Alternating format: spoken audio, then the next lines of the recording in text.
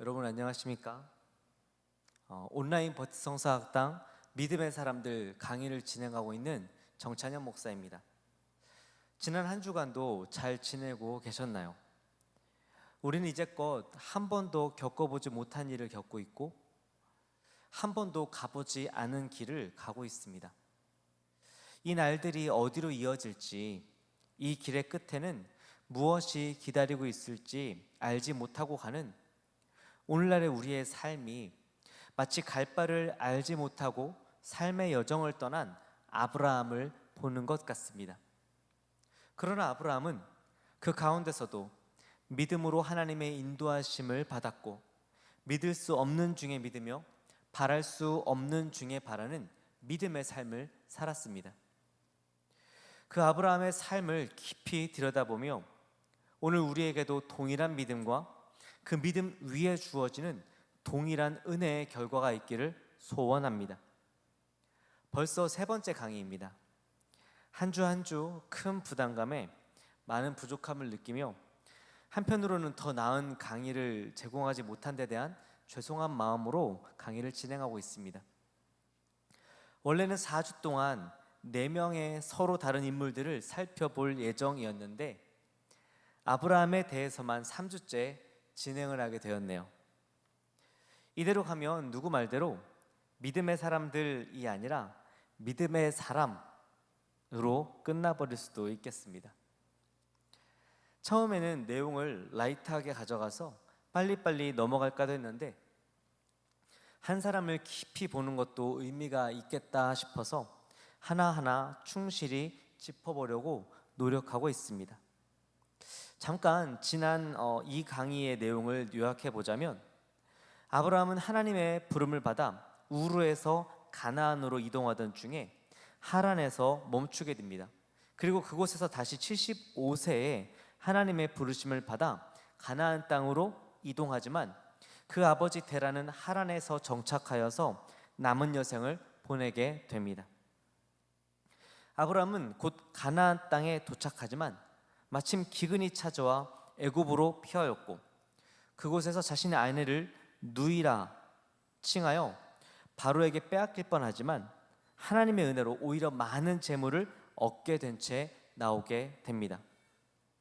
강성해진 아브라함과 롯 일행은 서로 갈라지게 되었고 아브라함은 그곳에서 하나님께 가나안 땅을 주마라고 약속받게 되었습니다.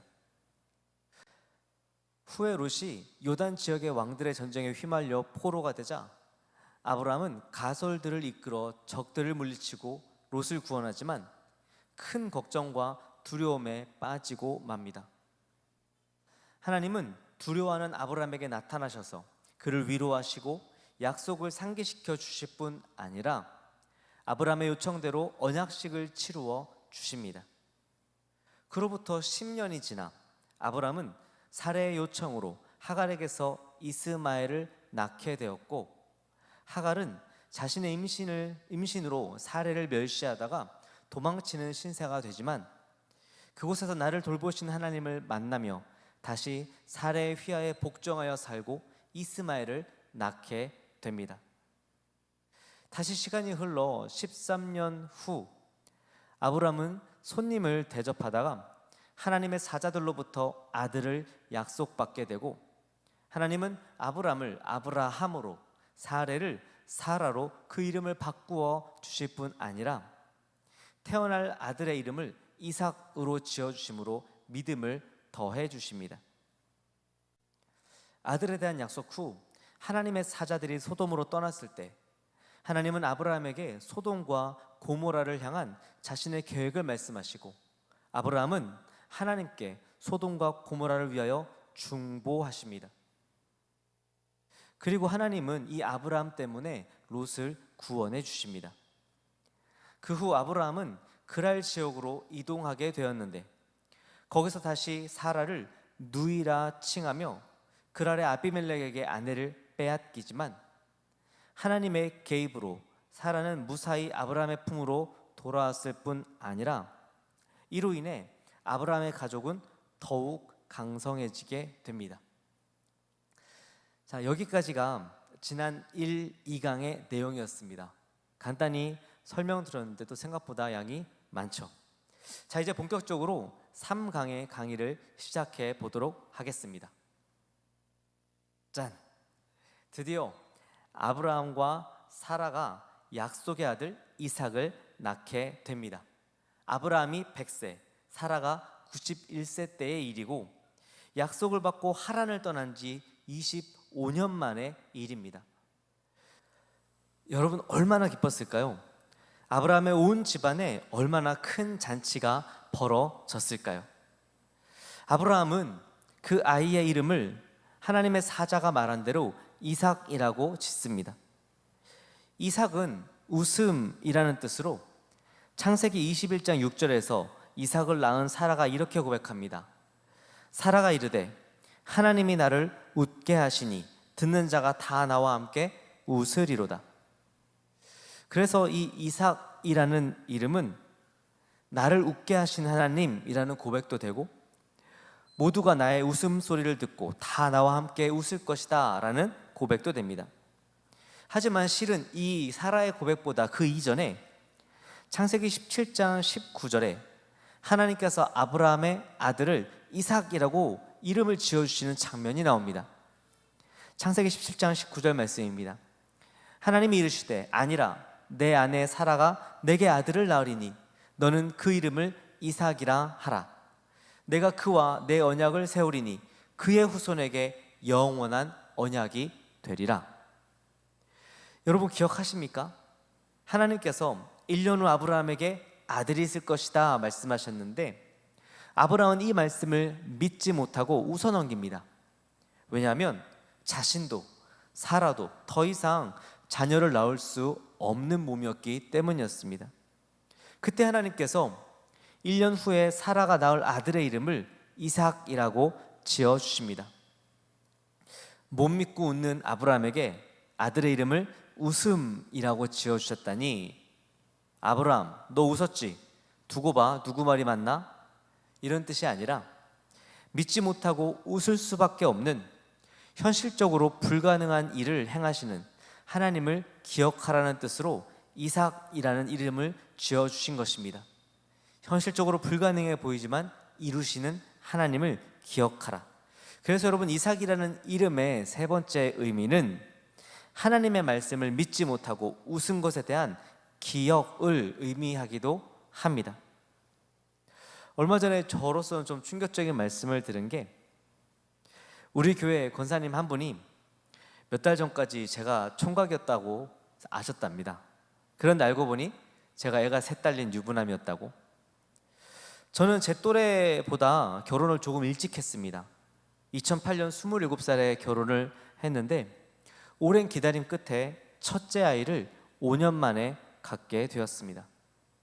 말이 5년이지 아기를 기다리는 그 매달이 굉장히 힘들었습니다.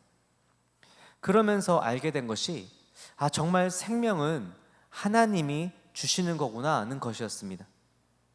그래서 지금의 첫째를 가지게 되었을 때 제 아내가 첫째를 임신했을 때 그 태명을 기쁨이로 지었습니다. 히브리어로 하면 이삭이겠지요. 기쁨, 웃음. 그래서 지금도 그 아이를 볼 때마다 그때의 기쁨이 떠오릅니다. 첫째를 가졌을 때 그 기쁨. 그리고 또 하나 떠오르는 것은 생명은 하나님께로부터 오고 이 아이도 하나님께서 우리 부부에게 보내주신 한 영혼이구나 하는 생각을 하게 됩니다. 아브라함과 사라도 마찬가지였을 겁니다. 그들은 이삭을 볼 때마다 그 이름대로 정말 기뻤을 것이고 동시에 하나님의 말씀 앞에서도 믿지 못하고 웃을 수밖에 없었던 그 상황들, 그럼에도 초자연적인 능력으로 일하신 하나님을 기억하며 자신들의 생각과 경험, 한계를 뛰어넘는 하나님의 놀라운 역사를 항상 기억하게 되었을 것입니다. 여러분, 하나님을 기억하는 것이 중요합니다. 내 삶 속에 개입하셔서 역사하시는 하나님, 내게 말씀하셔서 나로 소생케 하시는 하나님, 내게 찾아오셔서 위로하시는 그 하나님, 문제를 막으시고 나를 도우시는 하나님, 그 하나님을 기억하는 것이 우리의 신앙생활의 큰 지지대가 됩니다. 여러분은 어떤 하나님을 기억하십니까? 하나님의 살아계심과 역사하심을 깊이 경험하게 된 여러분의 이삭은 무엇입니까? 한번 찬찬히 돌아보는 시간을 가지시면 좋겠습니다. 나의 이삭은 무엇인가? 내 삶 가운데 하나님의 개입의 기억은 어떤 것이 있는가? 이삭의 출생으로부터 시간이 흘러 아브라함은 이삭이 젖을 뗄 때 큰 잔치를 베풉니다. 저희로 따지면 돌 같은 개념이겠죠. 당시의 시대에는 제법 늦게까지 젖을 먹였답니다. 그래서 대략 만 3살, 그러니까 우리로 따지면 4살 정도가 될 때까지 젖을 먹였다고 합니다. 아브라함의 온 식구는 이삭이 잘 자란 것을 기뻐하며 축하하였고, 하나님께서 아브라함 부부에게 베푸신 은혜를 돌아보며 하나님께 영광을 돌리고 하나님의 그 놀라운 약속들이 이삭을 통해 이루어질 것을 기대하며 즐거운 시간을 보내고 있었을 것입니다. 그런데 그때 당시 16살인 이스마엘이 3살인 이삭을 놀리는 장면을 사라가 보게 됩니다. 이를 본 사라는 대노하였고 아브라함을 찾아가 소리칩니다. 아브라함, 몸종 하갈과 그 아들을 내쫓으세요. 이 종의 아들은 내 아들 이삭과 함께 기업을 받을 수 없습니다. 얼핏 보면 이 사라의 행동은 이해하기가 힘이 듭니다. 아무리 첩의 아이여도 16년을 같이 살아왔는데 자기 아들을 한번 놀렸다고 쫓아내는 것이 좀 과하다는 생각을 지울 수 없습니다. 그런데 하나님께서는 이 일로 고민하고 있는 아브라함에게 사라가 요구하는 대로 들어줄 것을 말씀하십니다. 좀 이상하지 않습니까? 왜 사라는 그렇게 화를 내었을까요? 그리고 왜 하나님은 사라의 요구를 들어주셨을까요? 갈라디아서 4장 29절과 30절 말씀에 보면 이스마엘이 이삭을 박해하였다고 기록하고 있습니다. 이스마엘이 이삭을 박해하였다. 그리고 성경에서 이스마엘이 이삭을 놀리다라고 기록된 부분은 원어적으로 보면 악의에 찬 조소를 이야기합니다. 악의에 찬 조소. 이스마엘은 이삭을 향한 하나님의 약속을 알고 있었습니다. 그럼에도 이스마엘은 이삭을 향하여 악한 마음으로 가득한 채 이삭을 업신여기고 그를 향한 하나님의 약속까지도 비꼬며 이삭을 괴롭게 하였던 것입니다. 이것은 그 주인 사라의 마음에 들지 않았을 뿐만 아니라 하나님도 기뻐하시지 않았습니다. 그래서 결국 하갈과 이스마엘은 아브라함의 집에서 쫓겨나게 됩니다. 아브라함은 아침 일찍 하갈과 이스마엘을 부르고 떡과 물 가죽 부대를 하갈의 어깨에 메워준 채 이 모자를 광야로 쫓아내게 됩니다. 하갈은 이스마엘을 데리고 브엘세바 광야를 방황하다가 결국 먹을 것과 마실 것이 모두 떨어졌을 때 결국 죽기 직전까지 상황에 몰리게 되어버립니다. 죽음을 직감한 하갈은 자신의 품 앞에서 죽어가는 이스마엘을 관목 덤불 아래에 두고 아이가 죽는 것을 참아 보지 못하겠다며 화살 한바탕 거리, 화살을 쏘았을 때 닿을 정도의 거리로 떨어져서 마주 앉아 그 아이를 마주 앉아 바라보며 소리내어 울기 시작합니다. 얼마나 기가 막힌 인생입니까? 얼마나 처절한 상황입니까? 자신의 인생을 향한 한탄, 자신의 눈앞에 펼쳐진 이 상황에 대한 절규가 하갈의 입에서 흘러나오지 않았겠습니까? 그 브엘세바 광야가 하갈의 소리로 가득하지 않았겠습니까? 그런데 그때 하나님께서 하갈에게 나타나 말씀하십니다. 하갈아, 무슨 일이냐? 두려워하지 말라. 하나님이 저기 있는 아이의 소리를 들으셨나니 일어나 아이를 일으켜 내 손으로 붙들라. 그가 큰 민족을 이루게 하리라 하시니라. 그리고 하나님께서 하갈의 눈을 밝히셔서 샘물을 보게 하십니다. 광야에서의 샘물은 깊이 파서 막아놓은 구멍으로 그 위로 흙이 덮이면 못 보고 지나치기가 쉬웠습니다. 그런데 하갈은 하나님의 도우심으로 이 샘물을 발견하였고 하갈과 이스마엘은 그 물을 마시고 살아나게 됩니다.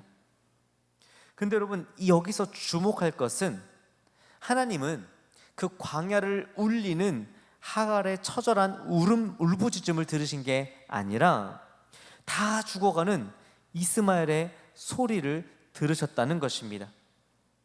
이스마엘이 뭐라고 얘기를 했는지 그 정확한 내용은 알 수 없지만 중요한 것은 하갈의 그 소리, 그게 내용이 있는 기도문이든 아주 작고 작은 신음소리든 이스마엘의 그 소리, 그것이 하나님을 향했다는 것입니다. 이스마엘의 소리가 하나님을 향했다. 여러분, 하나님은 울음소리가 아닌 기도 소리를 들으십니다. 하나님은 하갈이 죽어가는 이스마엘을 향해서 운 것을 들은 것이 아니었습니다. 하갈은 죽어가고 있는 이스마엘을 향해서 울었습니다.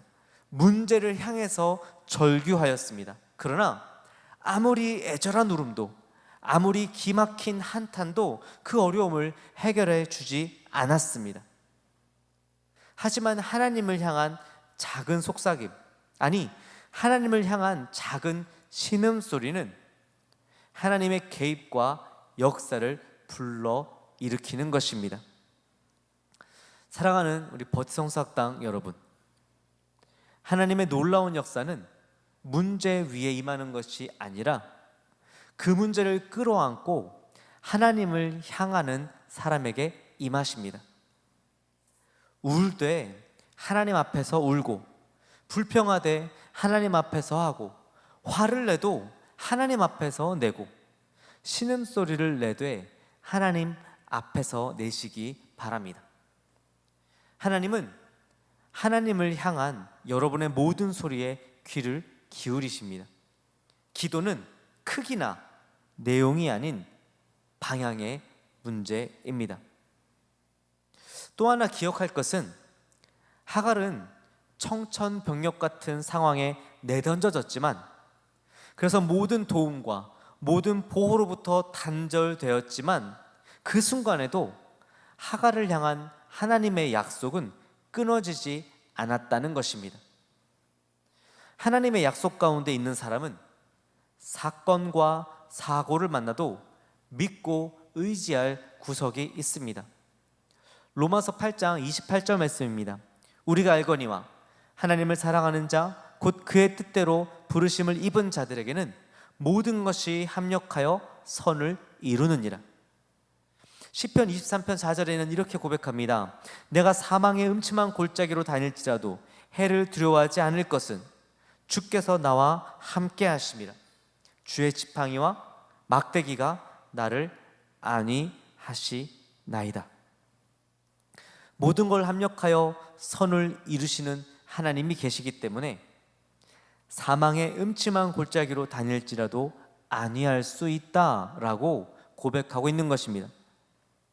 뿐만 아니라 로마서 8장 38절 39절 말씀은 이렇게 고백합니다. 내가 확신하노니 사망이나 생명이나 천사들이나 권세자들이나 현재일이나 장래일이나 능력이나 높음이나 깊음이나 다른 어떤 피조물이라도 우리를 우리 주 예수 그리스도 안에 있는 하나님의 사랑에서 끊을 수 없으리라. 우리를 향한 하나님의 사랑을 끊을 수 있는 것은 존재하지 않습니다. 그 어떤 사고도, 그 어떤 사건도 우리를 향한 하나님의 그 계획, 그 사랑 가운데서 우리를 끊어낼 수는 없다는 것입니다. 사건과 사고 앞에 절망하지 마시기 바랍니다. 무너진 현실 앞에 좌절하지 마시기 바랍니다. 꽉 막힌 상황 속에 낙심하지 마시기 바랍니다. 기억하십시오. 하나님의 약속은 무너지지 않고 하나님의 섭리는 모든 곳에 길을 내며 하나님의 계획에 사건과 사고는 존재하지 않습니다. 하나님의 약속은 나의 현실보다 강하고 하나님의 섭리는 나의 상황을 초월하며 하나님의 계획 앞에 우연은 없다는 것입니다. 이스마엘은 광야에 내던져졌지만 하나님의 약속대로 장성한 후에 결국 오늘날 모든 아람 민족들의 조상이 됩니다. 이런 일들이 있을 때 그랄 왕 아비멜렉이 그 군대 장관 비골과 함께 아브라함을 찾아옵니다. 그리고는 상호 불가침 조약을 맺을 것을 요청합니다. 왜냐하면 아비멜렉이 아브라함과 함께 하시는 하나님을 보았기 때문입니다. 아비멜렉이 보기에 아브라함의 모든 삶 가운데, 모든 선택 가운데 하나님이라는 그의 신이 함께 하시더라는 겁니다. 아브라함은 아비멜렉의 이 요청을 수락하였고 둘은 서로에 대하여 불가침 맹세를 하게 됩니다. 그런데 이때 아브라함이 7 암양 새끼를 따로 아비멜렉에게 주면서 아브라함이 파놓은 우물을 아브라함의 소유로 인정해달라고 요청합니다. 왜냐하면 아브라함이 파놓았던 우물을 가지고 아비멜렉의 수하들과 싸움이 빈번했었기 때문입니다. 아비멜렉도 이를 수용하고 인정해주고 떠나갑니다. 여기서 우리는 아브라함이 놓인 두 가지 상황을 볼 수 있습니다. 하나는 언제나 그와 함께 하시는 하나님과의 삶이고, 다른 하나는 그럼에도 불구하고 땅은커녕 우물 하나도 자기 마음대로 하지 못하는 아브라함을 둘러싸고 있는 암울한 현실이 그것입니다. 아브라함은 하나님을 경험하며 살았지만, 그리고 그분으로부터 약속의 후손을 받았지만 아직 그에게는 한 줌의 땅도 주어지지 않았던 것입니다. 약속과 현실의 차이, 그 숨막히는 공백을 메우는 것은 아브라함의 믿음이었습니다. 그리고 그 약속이 현실이 되기 위해 아브라함이 해야 할 것은 인내였던 것입니다. 아브라함의 여정은 믿음과 인내의 여정이었던 것입니다. 우리의 삶도 마찬가지입니다. 우리는 이 땅 가운데 하나님의 자녀로 살고 천국 시민권을 받은 약속받은 사람으로 살며, 또한 이 땅 가운데 하나님의 일하심을 경험하며 살지만, 실은 우리는 이 땅 가운데 영원한 나그네로, 영원한 객으로 살 수밖에 없는 인생인 것입니다. 우리를 향한 하나님의 놀라운 약속을 부여받았지만 아직 그 약속이 이루어지지 않은 현실을 살아가는 것이 우리라는 것입니다. 아브라함이 그랬던 것처럼 우리도 이 공백을, 약속과 현실 사이의 이 공백, 우리의 하루하루를 믿음으로 인내로 채워가야겠습니다. 그리고 창세기 22장을 넘어가면 22장 첫 번째 이렇게 시작합니다. 그 일 후에. 여러분, 어떤 일들이 있었습니까? 약속 하나만 바라보고 고향과 친척과 아비집을 떠나 아무도 아는 사람이 없는 가나안 땅에 들어와 이방 사람으로 산 지 거의 30년이 흐를 동안 약속의 아들 이삭을 받았고, 불화의 씨앗이었던 이스마엘이 떠나고, 계속하여 분쟁을 일으켰던 아비멜렉과의 화해가 있었습니다. 그 가운데서도 재산은 불고 가족은 커져 큰 식구가 되었습니다. 바야흐로 평화가 찾아오고 안정을 찾게 된 것입니다. 그런데 여러분, 바로 그때 하나님께서 아브라함을 불러 말씀하십니다. 아브라함아, 내 아들, 내 사랑하는 독자 이삭을 내게 번제로 드리라. 내 아들, 내 사랑하는 독자 이삭을 내게 번제로 드리라. 여러분, 이게 무슨 말입니까? 번제가 뭡니까? 번제는 양이나 소를 잡아서 그 팔 다리를 자르고 내장을 꺼낸 후에 제단 위에 올려 태워 죽이는 제사입니다. 그런데 여러분, 양이나 소가 아닌 뭐를 드리라고요? 이삭을 드리라는 겁니다. 여러분, 벼 이삭 말고 아브라함이 사랑하는 독자, 그 이삭을 드리라는 겁니다. 심지어 하나님은 이삭이 아브라함에게 어떤 존재인지 분명히 알고 계셨습니다. 내 아들, 내 사랑하는 독자 이삭을 내게 번제로 드리라. 저 같았으면 사탄아 물러가라 했을 텐데, 아니 100번 양보해서 하나님 정말 당신 맞으십니까? 하나님 정말 당신 맞으십니까? 라고 여쭤봤을 텐데 아브라함은 한마디 아무 말도 하지 않습니다.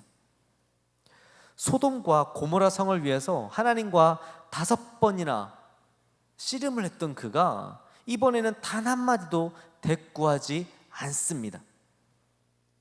그리고 어떻게 합니까? 창세기 22장 3절 말씀에 보면 아브라함은 아침에 일찍 일어나서 나귀의 안장을 지우고 두 종과 그의 아들 이삭을 데리고 번제에 쓸 나무를 쪼개어 가지고 떠나서 하나님이 자기에게 일러주신 곳으로 갑니다.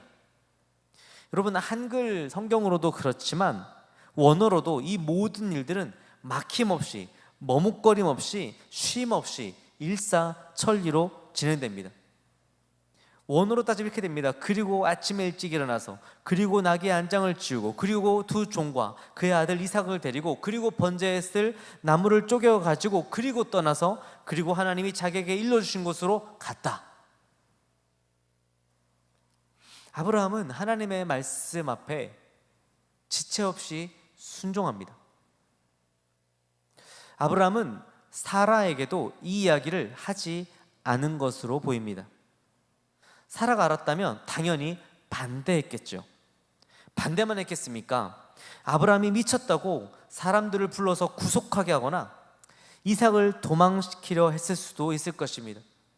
그럼 그거를 핑계로 아브라함이 못 이기는 척 물러설 수도 있게 되었을 것입니다. 하나님, 저는 이삭을 바치려고 했는데 가족들이 너무 말리는 바람에 못했습니다. 아브라함은 그럴까봐 사라에게도 말하지 않았습니다. 아브라함은 그렇게 이삭과 두 종과 함께 모리아 땅에 있는 하나님께서 지시해 주신 땅으로 갑니다. 그렇게 3일을 걸어갑니다. 3일. 그 3일간 도대체 아브라함은 무슨 생각을 했을까요? 3일을 걸어 아브라함이 눈을 들어 하나님께서 지시하신 산을 멀리 바라보게 되었습니다. 가까이 온 것이죠. 그러자 아브라함은 종들에게 이야기합니다. 너희는 나귀와 함께 여기서 기다려라. 너희는 나귀와 함께 여기서 기다려라. 내가 이삭과 함께 저기 가서 예배하고 우리가 너희에게로 돌아오겠다. 여러분, 왜 그랬을까요? 왜 아브라함이 종들과 나귀를 떨어뜨려 놓았을까요? 자신이 이삭을 바치려는 것을 종들이 알면 분명 종들이 말리려고 들 테고, 그때 힘으로 이기지 못하든 아니면 그것을 핑계로 포기하든 그렇게 될 수 있으니까 일말의 여지를 남기지 않으려고 한 것입니다. 일말의 여지를 남기지 않으려고. 그렇게 아브라함은 그 아들 이삭에게 번제 나무를 지우고 자기 자신은 불과 칼을 들고 산을 오르기 시작합니다. 자신의 아들을 죽일 칼과 그 죽은 아들의 몸에 불을 붙일 횃불을 들고 오르는 것입니다. 여러분, 그렇게 산을 오르는 아브라함의 마음이 도대체 어떠했을까요? 산을 오르는 중에 눈에 넣어도 아프지 않을 그 사랑하는 이삭이 아브라함에게 묻습니다.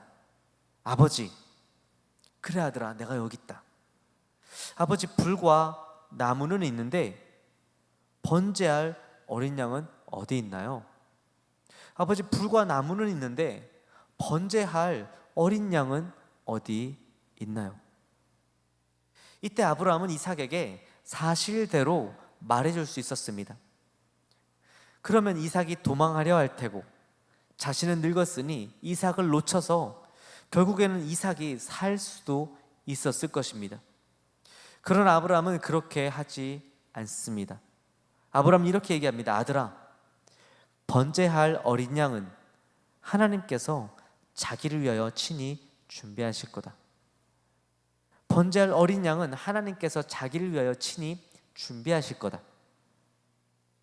그렇게 결국 마침내 아브라함과 이삭은 하나님께서 일러주신 곳에 도착하게 됩니다. 아브라함은 아무 말도 하지 않고 그곳에 제단을 쌓고 나무를 벌려놓습니다. 그리고는 이삭을 결박하여 제단 나무 위에 올려놓습니다. 그런데 이번에는 이삭이 한마디도 하지 않습니다. 저항하지도 않고 항변하지도 않습니다. 그는 그냥 아버지의 손에 자신을 맡깁니다. 여러분, 이삭이 힘이 없어서였을까요? 아니요. 여러분, 이삭은 제사법을 알 만큼 성숙했고 나무 짐을 지고 산을 오를 만큼 건장했습니다. 당시 이삭의 나이는 아무리 낮게 보아도 10대 후반에서 30대까지도 볼 수 있었습니다. 가장 혈기왕성한 나이의 이삭이 자기의 증조 할아버지보다도 더 나이가 많을 120, 130살인 아브라함을 뿌리치지 못했을까요? 아닙니다. 이삭은 뿌리치지 못한 게 아니라 뿌리치지 않았습니다. 이상한 아버지, 이상한 아들이 아닙니까? 하나님이 죽이란다고 한마디 저항 없이 아들을 죽이려는 아버지, 하나님이 죽이라고 했다고 아무 저항 없이 아버지 손에 죽으려는 아들. 도대체 둘 다 무슨 생각이었을까요? 아니, 도대체 아브라함은 무슨 생각이었을까요?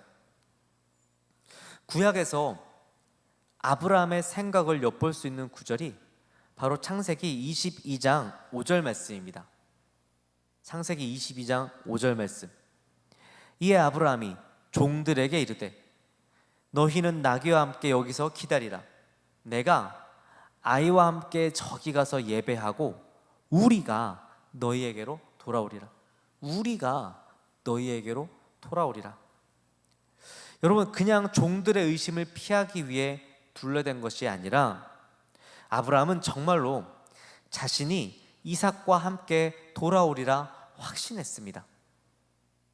그리고 이삭이 아버지 아브라함에게 번제물에 대하여 물었을 때 아브라함은 하나님께서 준비하실 것이다라고 대답합니다.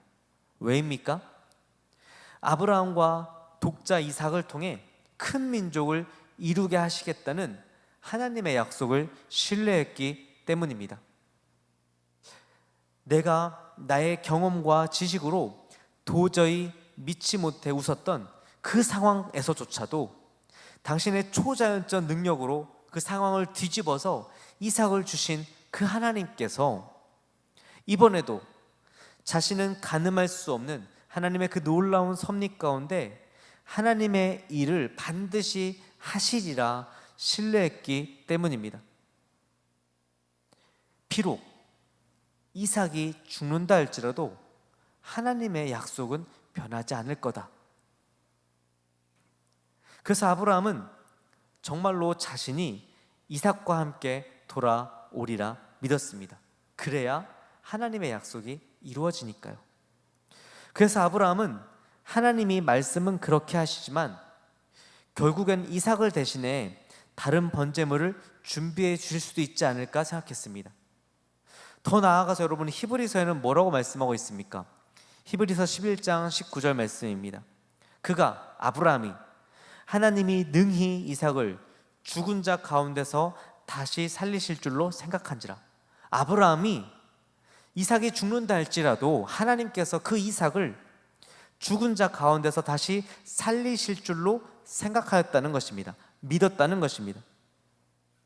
아브라함은 비록 자신이 이삭을 죽이게 되더라도 하나님께 번제로 드리게 된다 할지라도 하나님께서 자신에게 하신 약속을 지키시기 위하여 다시 이삭을 살려내 주실 수도 있을 거라 생각하였습니다.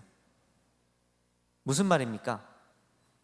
아브라함은 이삭이 죽게 될지 죽지 않게 될지, 다른 번제물이 나올지 나오지 않을지는 확신할 수 없었지만, 그의 지식으로 그의 경험으로는 알 수 없었지만, 아브라함의 머릿속에는 이삭을 통해 큰 민족을 이루시겠다, 다른 누구도 아닌 이삭을 통하여서 큰 민족을 이루어 주시겠다라는 그 하나님의 약속의 성취 이외에 다른 그림은, 다른 선택지는, 다른 상황은 존재하지 않았던 것입니다. 나는 이해할 수 없지만 하나님의 약속은 이루어질 것이다. 나는 상상할 수 없지만 하나님의 말씀은 성취될 것이다. 이것이 아브라함의 믿음이었습니다. 하나님의 약속을 의지하며 살았던 그 기나긴 시간 동안 정말 아브라함의 믿음은 이 정도까지 깊어져 있었던 것입니다. 그리고 그런 아브라함을 또한 그의 아들 이삭도 신뢰하였습니다. 이삭도 알고 있었습니다. 하나님께서 자신을 통해 큰 민족을 이루실 것이라는 것을 어려서부터 아브라함을 통하여서, 주위 사람들을 통하여서 끊임없이 들어와서 이삭도 그 사실을 완전히 믿고 있었던 것입니다. 당장의 상황은 이해할 수 없고 이 이후에 어떤 일이 벌어질지 이삭은 가늠할 수 없었지만, 하나님께서 반드시 그 뜻을 이루시고 자신의 아버지 아브라함도 분명히 지금 하나님의 일하심 가운데 있다라는 것을 이삭은 정말 자신의 목숨보다 더 깊게 믿고 있었던 것입니다. 믿음에 대한 재미있는 이야기가 하나 있습니다. 달빛도 별빛도 없어서 천지를 분간할 수 없는 캄캄한 밤에 한 사람이 찬송을 부르며 걸어가고 있었습니다. 그런데 그만 그 사람이 낭떠러지 아래로 떨어진 것입니다. 그렇게 떨어지다 가까스로 절벽에 도단한 나무 뿌리를 붙들게 되었는데, 너무 어두워서 위로 하늘도 아래로 바닥도 보이지 않는 상황에 이 사람이 기도하기 시작합니다. 하나님, 저 좀 살려주십시오. 살려만 주신다면 이 한 목숨 하나님을 위해 쓰겠습니다. 하나님, 능치 못하신 일이 없지 않으십니까? 하나님, 저 좀 살려주십시오. 그때 하나님께서 그 사람의 기도를 들으시고 나타나 말씀하셨답니다. 손을 놓아라. 네? 손을 놓으래도 손을 놓으면 살 수 있다. 하나님의 이 손을 놓으라는 말씀을 들은 이 사람이 보이지 않는 자기 발밑을 가만히 보더니 더 큰 소리로 이렇게 소리치더랍니다. 거기 다른 사람 없어요. 거기 다른 사람 없어요. 여러분, 이사야 55장 8절과 9절의 말씀입니다. 이는 내 생각이 너희의 생각과 다르며 내 길은 너희의 길과 다름이니라. 여호와의 말씀이니라. 이는 하늘이 땅보다 높음같이 내 길은 너희의 길보다 높으며 내 생각은 너희의 생각보다 높음이니라. 하나님의 말씀 앞에 믿음으로 반응하는 것이 어려운 이유는 그 하나님의 생각이 우리의 생각보다 높고 그분의 길이 우리의 길보다 높아서 우리는 그분의 생각을 헤아리지도 그분의 길을 미리 확인할 수도 없기 때문입니다. 그래서 내 생각에는 불가능하고 내 계산에는 망할 것이 뻔하기 때문에 하나님의 말씀 앞에 믿음의 선택을 할 수 없는 것입니다. 그러나 바로 그때 필요한 것이 바로 믿음입니다. 히브리서 11장 1절 말씀입니다. 믿음은 바라는 것들의 실상이요 보이지 않는 것들의 증거니. 믿음은 바라는 것들의 실상이요 보이지 않는 것들의 증거니. 나의 생각과 계산을 내려놓고 약속하신 하나님을 신뢰하며 순종하는 것이 믿음인 것입니다. 하나님의 약속을 믿는 것이 아니라 그 약속 자체가 이해되지 않고 그 약속 자체가 받아들여지지 않는다 할지라도 그 약속을 하신 하나님을 신뢰하는 것이 믿음이라는 것입니다. 여러분의 믿음은 여러분의 현실을 뚫어내고 있으십니까? 여러분의 믿음은 여러분의 생각과 계산을 압도하고 있으십니까? 여러분은 눈앞의 사실보다 여러분과 함께 하시는 하나님을 더 의지하고 있으십니까? 그러한 믿음이 이 강의를 듣고 있는 여러분에게 있기를 소원합니다. 여기까지가 3강의 내용입니다. 세 번째 강의를 진행했는데 아브라함의 이야기가 끝나기는커녕 우리 불쌍한 이삭을 제단 위에 올려놓고 내려주지도 못하고 끝이 나버렸네요. 대충 짐작은 하고 계셨겠지만 이번 버티 성사학당 믿음의 사람들은 믿음의 사람으로 끝나게 될 것 같습니다. 일주일 동안 제단 위에 올라가 있을 이삭에게 미안한 마음을 전하며 다음 주에 4강 믿음의 조상 아브라함 그 마지막 이야기로 찾아뵙겠습니다. 감사합니다.